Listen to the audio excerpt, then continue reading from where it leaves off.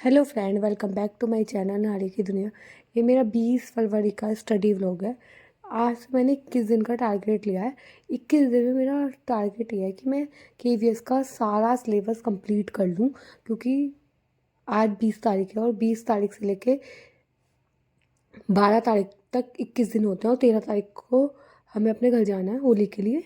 14 की होली है, तो होली से पहले मेरा पूरा टारगेट है। 21 दिन बच रहे हैं। 21 दिन में मुझे अपना पूरा सिलेबस कंप्लीट करना है। अब देखो, मैंने नोट्स बना रखे हैं, सिलेबस मेरा कंप्लीट है, लेकिन जो मैं बात करती हूँ मेरे पे क्या चीज़ कंप्लीट नहीं है। तो मेरे को किसी ने कहा था आप ईवीएस की न्यू वाली एनसीईआरटी करो। थैंक्स टू हर मैंने न्यू वाली एनसीईआरटी नहीं पढ़ी थी, मैं पुरानी ही पढ़ रही थी। तो अब मैंने न्यू वाली एनसीईआरटी कर ली और मैंने 2 चैप्टर तो पहले कर लिए थे, 2 चैप्टर मैं और कर चुकी हूँ। टोटल 4 कर चुकी हूँ चैप्टर। उसका व्लॉग नहीं बना पाई थी मैं। तो मतलब अगर 4-5 चैप्टर हो गए तो 21 दिन में मैं ये ईवीएस का सेक्शन कंप्लीट करना है। और मतलब सेक्शन मुझे सारी कंप्लीट करना है। जो मेजर फोकस है कि एक तो अब ईवीएस कंप्लीट करनी है। एक मेरा जो टारगेट है कि जो सीडीपी है, सीडीपी मुझे अच्छे से पता है, लेकिन ना मैं सारी चीज़ याद नहीं है। नोट्स बने हुए हैं, प्रॉपर चीज़ याद नहीं है। तो अब मैंने उन्हें सब चीज़ों को याद करूँगी। कुछ चीज़ें मैं भूल गई हूँ तो उन्हें देखना है। और मैं हिंदी पे बिल्कुल ध्यान नहीं दे रही, तो हिंदी का एक बार पैटर्न देख के हिंदी पे भी फोकस करूँगी। जितने भी सब्जेक्ट है सब पे फोकस करना है। और ना मेरा जो मैं बात करती हूँ इंग्लिश की, इंग्लिश में मेरी एक ही कमी है जो मुझे याद नहीं होती, वो कैब सेक्शन मेरा बहुत बहुत ज़्यादा वीक है। तो मैंने सोचा कि वो कैब 21 दिन में 2000 वो कैब याद करनी है। ज़्यादा तो नहीं, मतलब हर दिन मैं 100 वो कैब याद करूँगी। ये मेरा टारगेट है 21 दिन का। अब देखते हैं इसमें से कितना कंप्लीट हो पाता है। कोशिश तो मेरी ये रहेगी। इसमें से मैंने कुछ टॉपिक छोड़ दिए हैं जो मुझे बहुत अच्छे से आते हैं। कि मैथ में नहीं करूँगी क्योंकि केवीएस की मैथ बहुत आसान होती है। तो अभी मैं मैथ और रीजनिंग को स्किप कर रही हूँ, क्योंकि मैथ और रीजनिंग मेरी अच्छी है। तो इन 21 दिन के टारगेट में मेरी मैथ और रीजनिंग का काम नहीं है। इन 21 दिन में मेरे पे इंग्लिश, ईवीएस, मेन इंग्लिश है, देन ईवीएस है, और इंग्लिश में भी वोकैब सेशन, ईवीएस में हमारा न्यू एनसीईआरटी, और उसके बाद पेडागोजी का रिवीजन करना है कंप्लीट। कंप्यूटर के मैंने नोट्स बना रखे हैं, उन कंप्यूटर के नोट्स का रिवीजन करना है अच्छे से, और मल्टीपल क्वेश्चन भी लगाने हैं। मैं देखूंगी मुझे क्वेश्चन कहाँ से लगाना है। कोशिश करूंगी मैं इस बीच में 15 दिन में एक पेपर भी लगा लूँ। किसी दिन लगाऊंगी कोई ना कोई पेपर। बट क्या है कि मैंने टेक्स्ट बुक के सारे पेपर लगा चुकी हूँ। वो मैंने लास्ट ईयर जब पेपर हुआ था जब भी लगा लिए थे। तो अब मेरा टारगेट है कहीं और से कोई टेस्ट पेपर लगाऊंगी। लेकिन बात यह है, टेस्ट पेपर ऑथेंटिक होने चाहिए। तो आप मुझे सजेस्ट करना कोई ऑथेंटिक। वैसे किसने कहा था प्रतीक शिवालिक सर की कॉम्बो बुक ले लो, तो मैं कॉम्बो बुक मंगाऊंगी। देखते हैं उसमें कैसा रहता है कॉम्बो बुक का।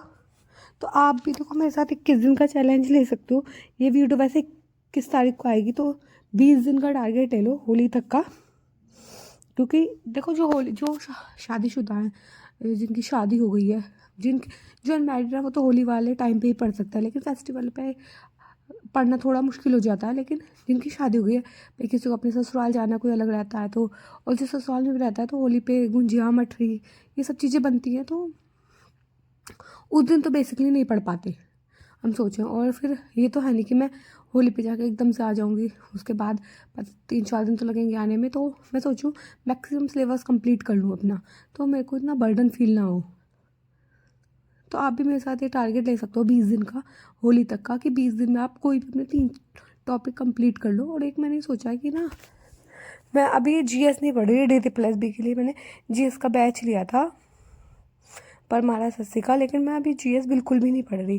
तो मैं सोचती हूँ कि अब मैं जीएस की भी तैयारी करना स्टार्ट कर देती हूँ थोड़ा थोड़ा, क्योंकि DT+B भी देना ही है। वही वाली बात है। देखो किसी ने कमेंट भी किया था कि क्या केवीएस में बाहर सिलेक्शन होता है। तो हाँ, केवीएस में बाहर सिलेक्शन होता है और कोई भी बाहर नहीं जाना चाहता।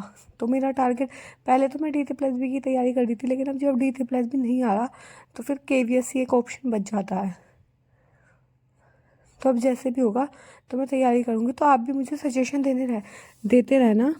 और आप भी मेरे साथ 21 दिन का चैलेंज ले सकते हो। और आप बताना कि आपने किस सब्जेक्ट का चैलेंज लिया और आप क्या क्या पढ़ रहे हो। तो यहाँ मैंने फर्स्ट स्टडी स्लॉट कंप्लीट कर लिया, और जैसे कि मैंने आपको बताया फर्स्ट कि मैं 100 1 वर्ड 100 मतलब वो कैब याद करूँगी। तो आज मैंने 100 वो कैब याद कर ली है। तो मेरा टारगेट है 21 दिन में 2000 वो कैब याद करने का। और बिल्कुल रटी हुई होनी चाहिए। उनका एंटोनिम क्या है, उनका सिनोनिम क्या है। तो आज मैंने 100 याद कर ली और वो मुझे अच्छे से याद हो गई। फिर से मैंने ईवीएस का करना है। तो यहाँ पे जो मैंने ईवीएस के न्यू एनसीईआरटी से 4 चैप्टर लिखे हैं वो मैंने याद करे, रिवाइज़ किए। तो ये 4 चैप्टर मैं क्यों कह रहा था, उनको समझ में नहीं आ रहा क्या करें। तो देखो ये बहुत आसान आसान से चैप्टर है, तुम इनके करेक्टर के नाम लिख लो। जैसा पहला चैप्टर बेला के ऊपर था, तो बेला कौन है, बेला के पापा का क्या नाम है, बेला का भाई क्या करता है। सेकंड चैप्टर एक दादी से रिलेटेड था, तो दादी के बारे में है। तो जिस जिसके बारे में करेक्टरों के नाम लिख लो। जैसे एक मेले से रिलेटेड एक चैप्टर था, तो मेले में लोग कहाँ गए, क्या किया उन्होंने, सबसे पहले क्या खेला, बच्चे कहाँ से आए, तो ये सब आप लिख सकते हो। और तो इसमें कोई ऐसी जानकारी है नहीं।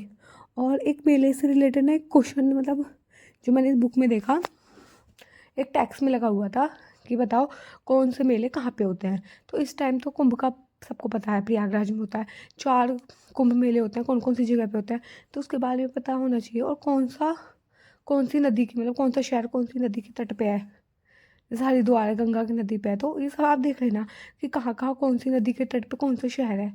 तो हो सकता है किसी भी शहर का पूछे, जैसे अयोध्या कौन सी नदी पे है, अयोध्या सरयू नदी पे है। तो ये आप देख लेना कौन से नदी पे कौन सा शहर स्थित, कौन सा शहर कौन सी नदी पे स्थित है। तो ये क्वेश्चन यहाँ से बन सकता है, क्योंकि ये बिल्कुल है तो नहीं इसी से आएगा, लेकिन ये टॉपिक का लिंक तो है ही। तो मैंने सारा ईवीएस का पढ़ा, वो रिवीजन किया। और जो मेरे पुराने नोट्स थे उनमें भी मैंने एक दो चीज़ देखी। और किसी को प्रतीक शिवालिक की ईवीएस की बुक चाहिए तो मुझे बता देना। वो मैंने उससे पढ़ा था, और मैंने उसकी पीडीएफ अपनी बहन से कह दिया था बना के दे दो, क्योंकि मैंने लास्ट ईयर उससे भी पढ़ा था थोड़ा बहुत। और वो बुक मेरी घर रह गई है, तो अब जब मैं होली पे जाऊँगी वो बुक जब ही आएगी अब तो मैंने सोचा इतने एक दो चीज़ देखने के लिए मैं उसकी पीडीएफ निकलवा लेती हूँ, मंगवा लेती हूँ। तो मैंने उसकी पीडीएफ मंगवा ली थी। अगर किसी को चाहिए तो बता देना, मैं अपने टेलीग्राम चैनल पे प्रतीक शिवालिक सर की ईवीएस की बुक की पीडीएफ दे दूँगी। उसमें से मैंने कुछ टॉपिक पढ़े भी है, उसमें काफ़ी कुछ लिखा भी होगा मेरे, बस जो जो मैंने टॉपिक है तो वो सब कुछ नोट डाउन भी कर रखा है मैंने। किसी को चाहिए तो कमेंट सेक्शन में मुझे बता देना, तो मैं पीडीएफ टेलीग्राम पे शेयर कर दूँगी। और ईवीएस एक ऐसा सब्जेक्ट है, स्कोरिंग सब्जेक्ट, मुझे ऐसा लगता है ईवीएस बहुत ज़्यादा स्कोरिंग सब्जेक्ट है। आप अच्छे से ईवीएस कवर अप कर सकते हो, और ईवीएस कवर अप करने में आपको 5 to 6 डेज़ लगेंगे। तो मेरा टारगेट है ईवीएस, पेडागोजी, इंग्लिश। तो ये सारे अभी मेरे टारगेट हैं। और ये शाम का व्यू है, शाम को ना डेली मैं घूमने आ जाती हूँ थोड़ी बहुत देर के लिए, 1 घंटा में घूम के आती हूँ। और मतलब सनसेट होने वाला होता है, तो काफ़ी अच्छा लगता है। अब मौसम काफ़ी बदल गया है, अब बहुत गर्मी पड़ गई है, मतलब बहुत ज़्यादा गर्मी हो गई है अब। कि सुबह शाम की थोड़ी बहुत ठंड रह गई है। और अब मैं अभी अपने गर्म कपड़े रखने वाली हूँ। और उसके बाद थोड़ी देर मैं पार्क में आके बैठ गई थी, तो सेम पार्क में बच्चे खेलते रहते हैं, और बहुत सारे बच्चे आ जाते हैं पार्क में।